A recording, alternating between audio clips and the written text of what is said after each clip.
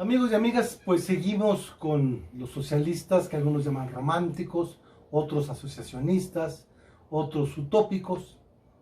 Socialistas que desde luego ellos mismos muchas veces no se llamaban socialistas.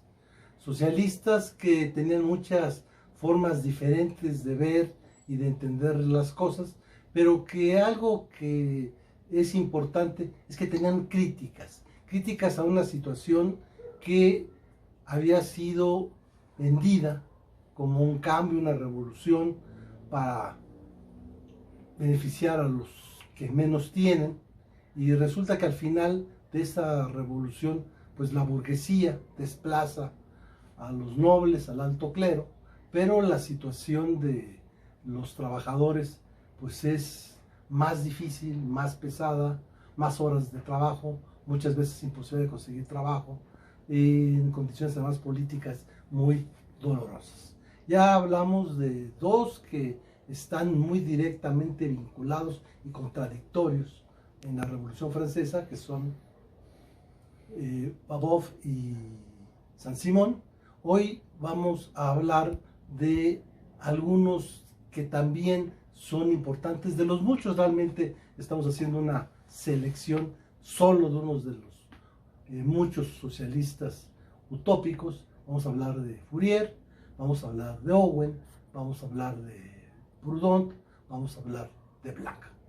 Y pues estos, ¿qué es lo importante? Pues muchas veces que fueron precursores de cosas importantes como las cooperativas, de cuestiones importantes como el espíritu crítico ante los excesos de lo que ahora llaman algunos el capitalismo salvaje. Bueno, vamos a empezar con Fourier.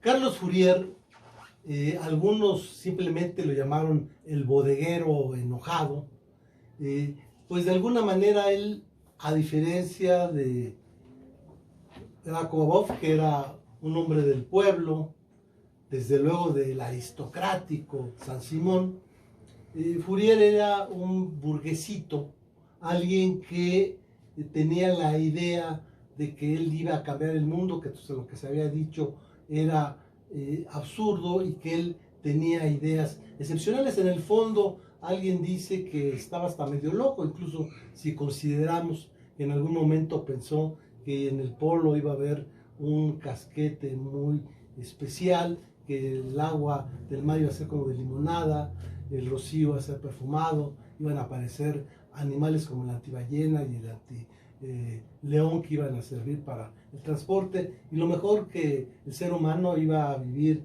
no sé, 180 años, de los cuales la gran mayoría con plena actividad sexual.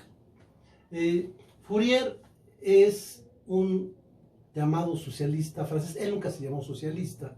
Él habla en un momento determinado que una etapa en su búsqueda de esa sociedad en la que fundamentalmente iba a lograrse la armonía. Él hubiera sido, si se hubiera definido a favor de la armonía, y no tanto del tipo de socialista. Él no era un intelectual, pero sí fue un profundo crítico. Por ejemplo, él, hablando de la Constitución francesa, decía, pues qué bonita, ¿no? Cuántos derechos en el libro, cuánta pobreza en la choza. Él no estaba en contra de quitarle a los ricos.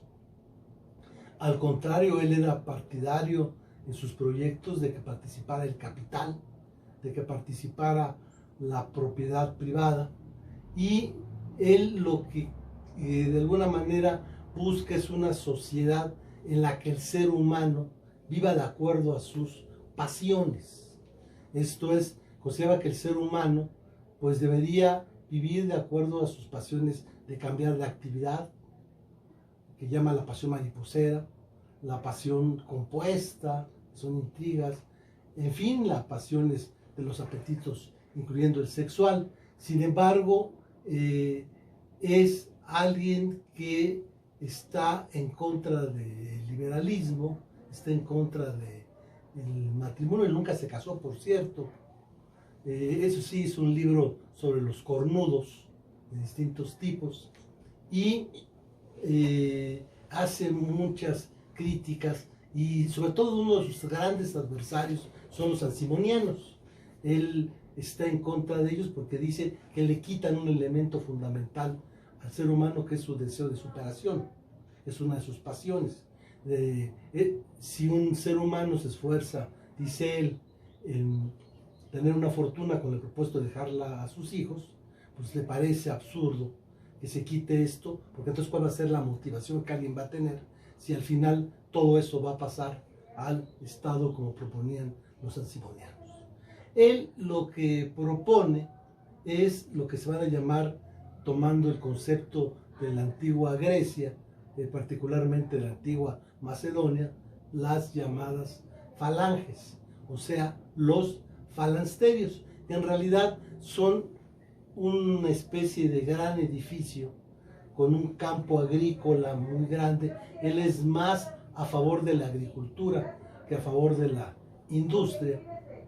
Él considera entonces que en ese gran espacio, donde va a haber un número exactamente igual de hombres y de mujeres, de alguna manera es un precursor también de lo que ahora sería el feminismo, pues iban a trabajar en los distintos espacios, algunos en las fábricas, otros en el campo, después en los servicios, la alimentación, etcétera, esa especie de gran hotel en el que iban a vivir. De acuerdo, él clasificaba a la población en lo que llama sus tres sexos. No piensen que pensaba tan modernamente en la homosexualidad, no. Decía tres sexos en el sentido de que eran por un lado los hombres, por otro lado las mujeres, y por otro lado los que todavía no tenían vida sexual, o sea, los niños.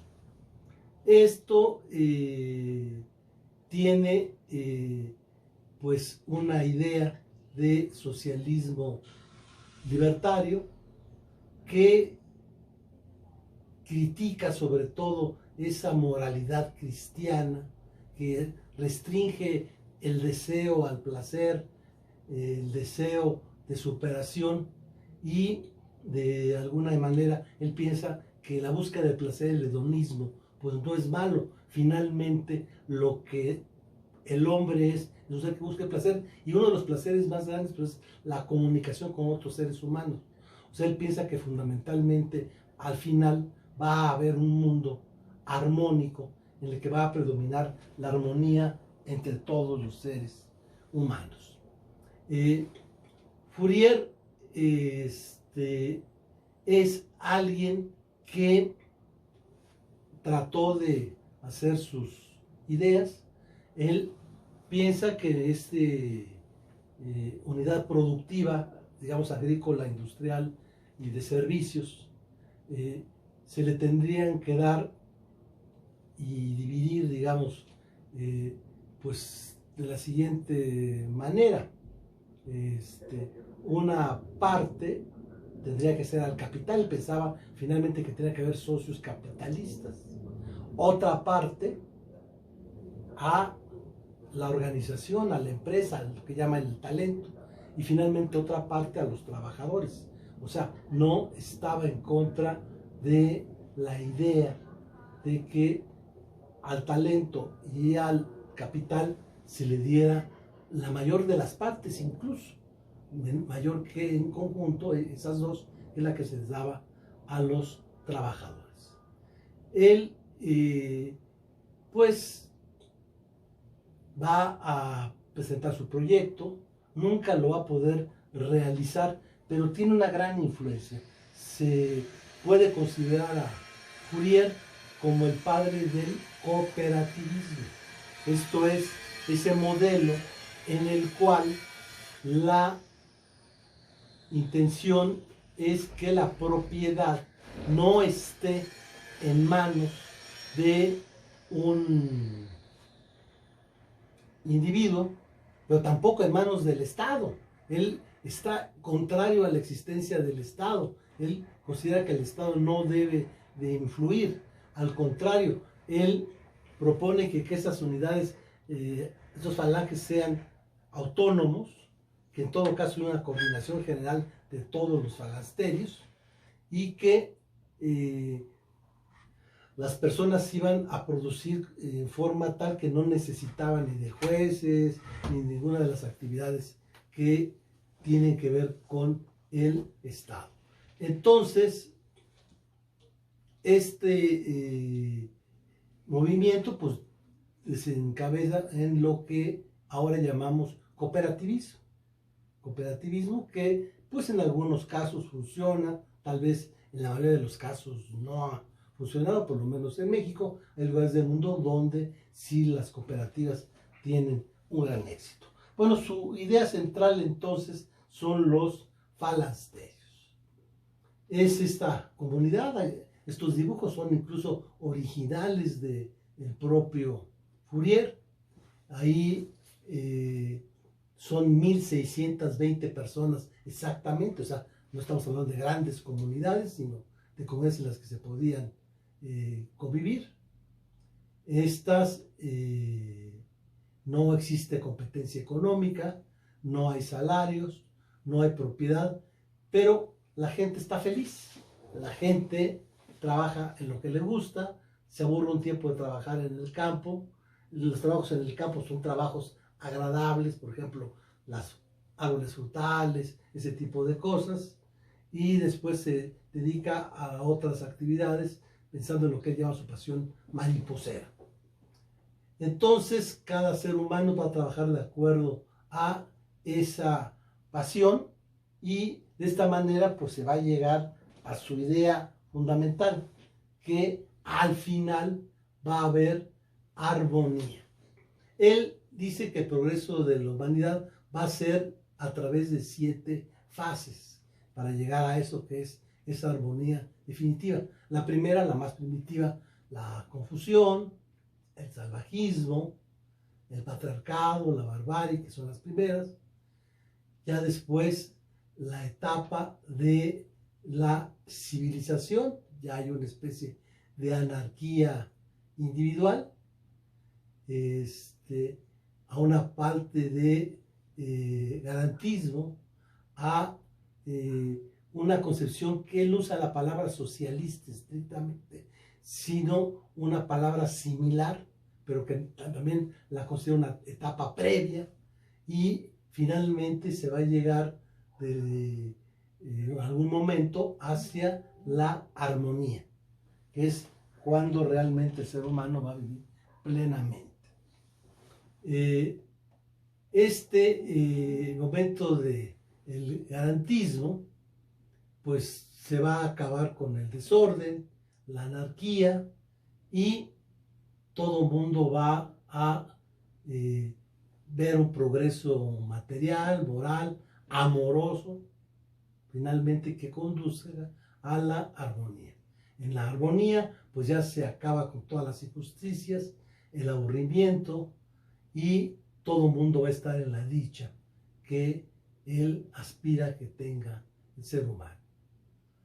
Él considera que va a lograrse una unidad en el sistema del universo, que deberá existir también una armonía geométrica del mundo en forma total. El único inglés, curiosamente, todos estos que hemos hablado son franceses, y los que vamos a seguir hablando también son franceses. Por eso también una manera de dominar a este tipo de socialismo es el socialismo francés. Sin embargo, este torbellino que surge lógicamente, como ya dijimos, de la Revolución Francesa, pues también llega a Inglaterra, y llega en la persona de uno de los socialistas utópicos. Él tampoco se llama socialista, por cierto, que es Roberto Owen. Él, de origen humilde, incluso entra a trabajar desde muy niño a una fábrica, y pues la historia, hay muchas, pero una especialmente curiosa, es de que estaba llegando a la fábrica, ve un señor que le llama la atención, un niñito que llega ahí todo feliz a trabajar, le dice: ¿Usted qué haces aquí, muchacho? No, pues yo aquí trabajo así. ¿De qué trabajas? No, pues yo soy el que se mete entre los fierros y hago estas cosas. Ah, muy interesante. Y no, también, no, yo sí le, ah, qué bien. ¿Y usted qué hace aquí? Pues yo también trabajo aquí. Ah, sí, ¿y usted de qué trabaja? Pues yo trabajo de patrón. Ah, sí, pues qué interesante. ¿Y qué hacen los patrones? No, pues ¿quieres aprender? Te enseño. A ver, ¿tú qué quieres ser después en la vida? Ah, no, pues yo también quiero ser patrón. Entonces, de alguna manera, se va convirtiendo en hijo putativo de este personaje. Hay dos versiones. Una, el empresario no tenía descendencia, otros que tenía una hija y que Owen se casa con ella. El caso es que de ser su trabajador pasa a ser su gerente y finalmente su copropietario y al final propietario único de una empresa muy importante que se llama Newland Ark. Ahí, esto en Escocia, va a ser sus primeras actividades. Él, sin que nadie lo obligara, porque en esa época no había legislación laboral, es un precursor de las garantías laborales, establece jornadas máximas de trabajo, establece condiciones salubres para los trabajadores, educación, limita el trabajo de los niños y las mujeres, en fin, establece toda una serie de cosas. Algunos consideran que Owen pues, es el precursor de lo que, porque lo hizo en su propia fábrica. Y ya después, esa idea, por ejemplo, la va a tomar Henry Ford en su propia fábrica automotriz. La idea de que proteger y ayudar a los trabajadores, pues no solamente no era negativo para el empresario, sino productivo, que los trabajadores a gusto producen más, trabajan más y se beneficia aún más el propietario, el empresario. Entonces, él aplica todo eso y les trata de decir a los demás empresarios, vean, es buen negocio tratar bien a los empleados, ser humano con los empleados, no hay que explotarlos tanto, así están a gusto, trabajan más, mejor y todo el mundo sale beneficiado, ellos, y también incluso manda cartas al Parlamento, pero pues al final no le hacen caso. Entonces, de alguna manera, Owen trata de decir, bueno, tenemos que cambiar el mundo, porque la manera en la que está no funciona. Entonces, también habla de una nueva armonía. Entonces, él vende su fábrica, compra unos terrenos en Indiana y ahí dice, vamos a vivir libremente. De hecho, al principio quienes lo siguen son los intelectuales, son los miembros del Parlamento, que le había gustado mucho sus ideas, sobre todo la idea de que producía más. Pero cuando empieza a hablar Owen y empieza a decir los males de la sociedad son, en primer lugar, el Estado, ¿no? Pues, lo dice a los políticos. En segundo, el matrimonio, la sociedad. Y en tercero, la religión. No, pues echó en contra a la iglesia, a los políticos y a las buenas conciencias. Entonces, dice, vamos a hacer una nueva sociedad en la que no va a haber Estado, en la que va a haber plena libertad, en la que no va a haber quien gobierne, en la que todo el mundo va a trabajar armónicamente y lo que se produzca va a ser para todos. Entonces las personas van a producir mucho y esto va a funcionar muy bien. Entonces compra el terreno y su grave error fue que no estableció mecanismos de control de calidad de las personas que lleva a Estados Unidos, a Indiana, a Nueva Armonía. Es una aventura, pues lógicamente la gente que tiene un trabajo, la gente de bien, pues no se va a ir a esta aventura. Entonces, ¿quiénes fueron? Los desempleados, los aventureros, los prófugos de la justicia.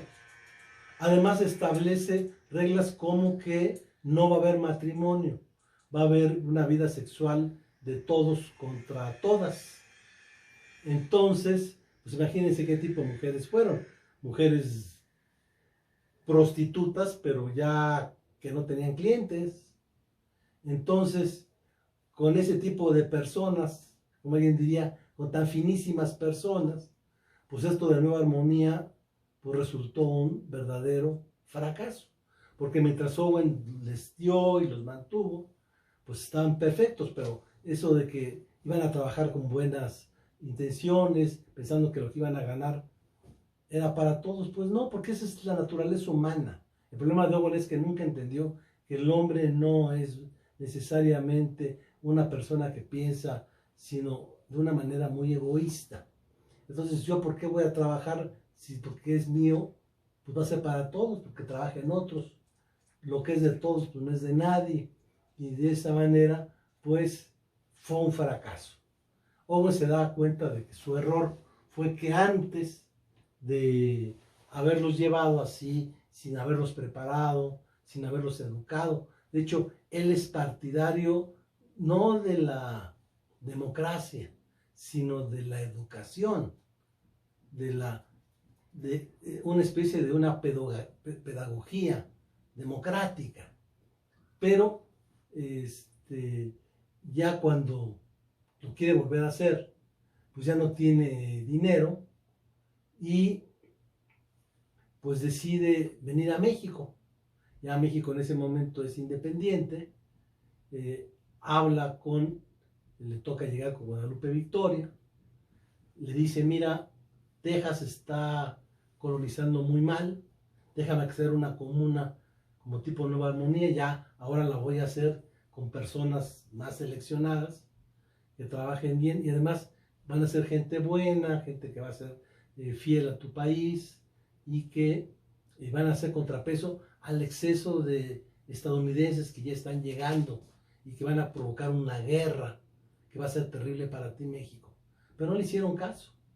Guadalupe Victoria, entonces con el nombre de Guadalupe, pues es no de la Virgen de Guadalupe, muy de los creyentes, y además en ese momento estaba en la propia Constitución que la religión será la católica, pues no aceptaron y finalmente pues pasó lo que Owen había pronosticado, una guerra entre Estados Unidos y México que nos costó la mitad del territorio nacional.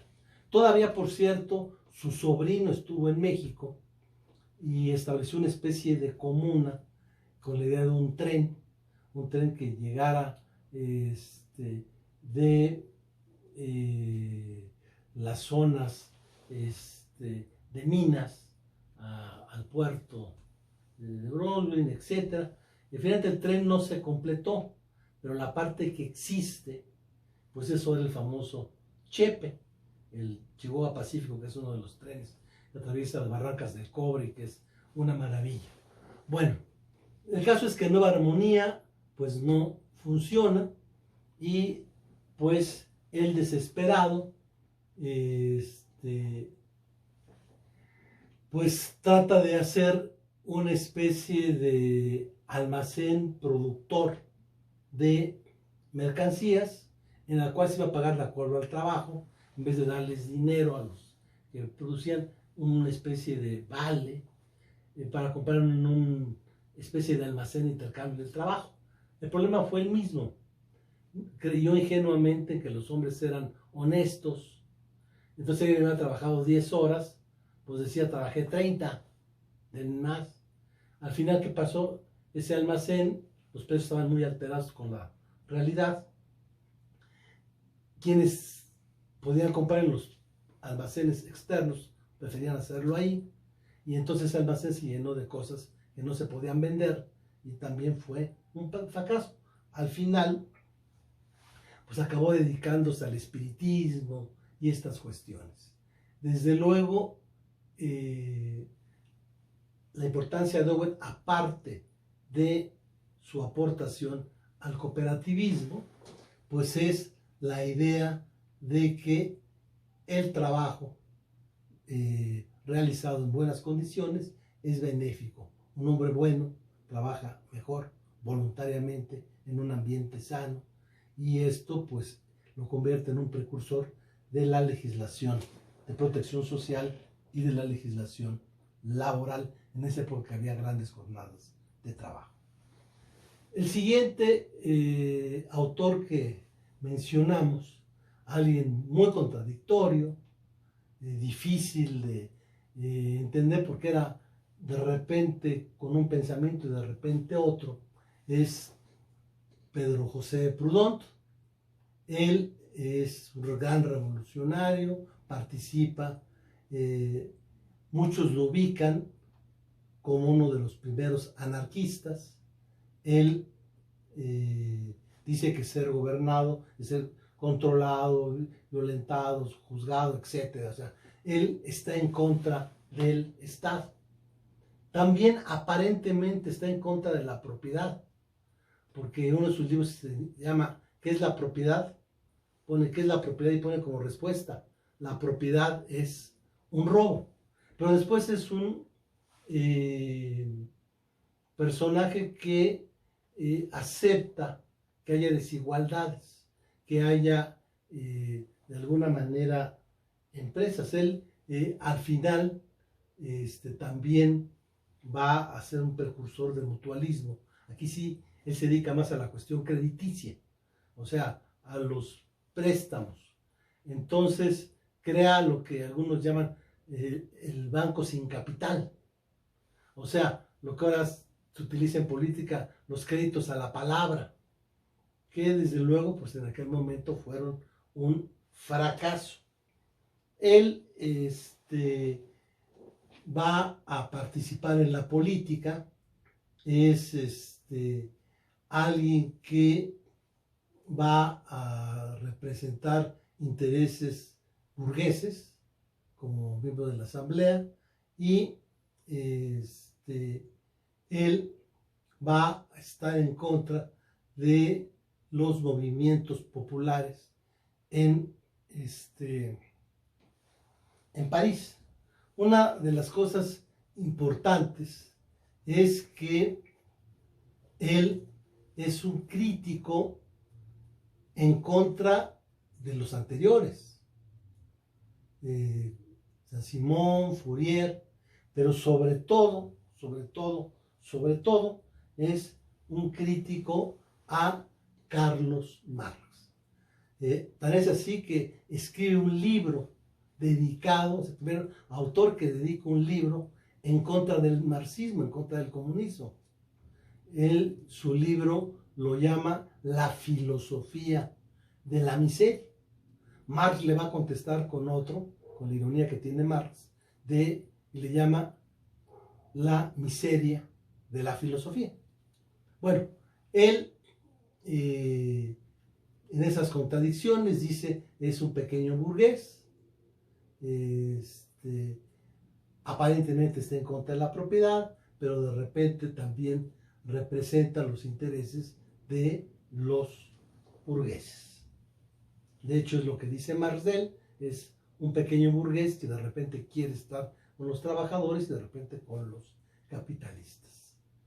Por último, el que muchos consideran más importante porque ya tiene que ver con los movimientos obreros, con el sindicalismo, y sobre todo porque él sí va a participar, digamos, en el siglo que estamos estudiando, en el siglo XIX, pues no hay ninguna nación socialista. O sea, la implementación de un gobierno socialista pues se va a dar hasta el siglo XX, después de la Revolución Rusa. O sea, todavía en esa época las ideas de los socialistas nunca se llevaron a la práctica, salvo un intento fallido y muy local que fue la Comuna de París. Resulta que en la guerra franco-prusiana, finalmente Francia, que antes era el ejército más importante del mundo, que solamente sufre una terrible derrota que lo debilita, que es ante el general Zaragoza en Puebla, aquí en México, cosa que por cierto muchos socialistas, incluyendo Marx, van a alabar esa posición de México. Pero incluso, como sabemos, el ejército francés se fue de México porque tenía ya la guerra con Prusia, y la van a perder, e incluso a partir de ahí Prusia se va a convertir en Alemania. Bueno, los alemanes en Versalles firman la derrota de Francia, y queda acéfalo porque el rey Luis Bonaparte sale huyendo, y en ese momento pues París, que ya tiene una comuna solamente, o sea, no es el gobierno de toda Francia, al contrario, la mayor parte de Francia está mandado, gobernado por el general Thiers, pero la Comuna de París, por su estructura, por sus influencias de la Revolución Francesa, tiene un gobierno autónomo, y ese sí pretende ser un gobierno socialista. Bueno, pues en ese gobierno va a participar Louis Blanc. Él, intelectual, líder sindical, habla de la garantía de los trabajadores, y establece la idea de cierta legislación y ciertas instituciones para los trabajadores. Él está en contra del gobierno de Bonaparte, y el Segundo Imperio. No estamos hablando de Napoleón, estamos hablando de Luis Bonaparte, y sirve como miembro de la Asamblea Nacional, y va a promover una serie de cuestiones interesantes. Bueno, su idea fundamental está en un libro que se llama La Organización del Trabajo, escrita en 1839, que mucho tiempo se consideró como el libro más importante del movimiento obrero, hasta que en 1848 Carlos Marx escribe el Manifiesto Comunista. Bueno, en la Organización del Trabajo, Blanc propone sus ideas, y su idea central, él no está por la expropiación de los medios de producción, ni mucho menos. Dice, lo que está ocasionando el gran daño a la sociedad es la competencia. Entonces, él dice, hay que acabar con la competencia por medio de la competencia. Fíjense qué interesante. La competencia hay que terminarla. O sea, él es partidario de la libre competencia, pero al mismo tiempo partidario de que existan empresas que no sean propiedad del Estado, sino de los propios trabajadores. Esto es, estas empresas, esos talleres sociales, las empresas sociales, los trabajadores van a ser dueños de los medios de producción, las ganancias, o sea, los trabajadores van a recibir al mismo tiempo salarios y al mismo tiempo ganancias, les va a ir mejor. Entonces él piensa, estos trabajadores, para empezar, son los que van a trabajar más y mejor. Y él piensa en la idea de que hay una fraternidad de clase. Entonces los trabajadores van a preferir comprar productos de estos talleres, de estas empresas sociales, y no de sus propias empresas donde trabajan y los explotan. De esta manera, la competencia de los talleres sociales va a acabar con las empresas privadas, y al final pues se va a establecer un régimen en el cual lo único que va a haber son talleres sociales. O sea, ya va a haber un modo de producción en la que en lugar de propiedad privada o propiedad pública hay solo propiedad social. Desde luego la idea en el papel sonaba muy bonita, en la práctica, como mucho en lo que hemos señalado, no fracasa. Aquí él intenta llevarlo a la práctica y el resultado es desastroso. ¿Por qué? Porque ¿quién tiene inicialmente que patrocinar la existencia de estos talleres sociales? Pues lógicamente el Estado. Entonces, el Estado, para poder hacer estos talleres sociales, tenía que cobrar impuestos a todos, incluyendo a los trabajadores. Y el fenómeno que ya había visto y que vimos en Owen, eso de que los trabajadores, porque sientan que soy propietarios de los medios de producción, les hace trabajar más, pues no, porque lo que es de todos, al final parece ser que no es de nadie. Y el resultado es que la producción fue mala,